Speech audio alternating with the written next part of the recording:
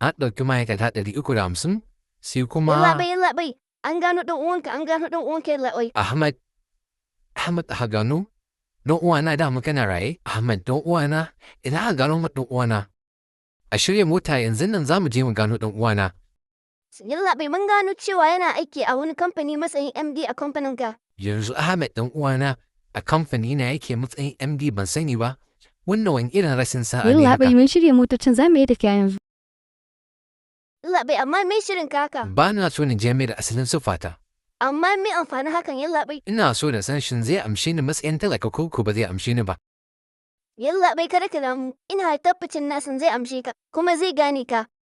Ba na da tabbacin zai amshe ni, saboda na san Ahmad tun muna son yara bai cika kula da ni ba, kuma na san ba zai amshe ni matsayin talaka ba. Yanzu ɗan uwana shi ne MD a matsayin kamfani na ban sani ba? How can I help you? Taimaka min ina so in ga MD ɗin kamfanin nan ka taimaka min ko so ɗaya ne. Ba kawo mana wannan talakan nan wurin. Ahmed, ka gane ni? Ni ne ɗan uwanka fa Abdul, ni ne ɗan uwanka Abdul. Ni ban da wani ɗan uwa talaka. Ku fito min da wannan talakan nan wurin. Kuma sannan kada ƙara barin shi ya shigo min cikin kamfani na. Wannan talakan za a ce min shi ne ɗan uwana.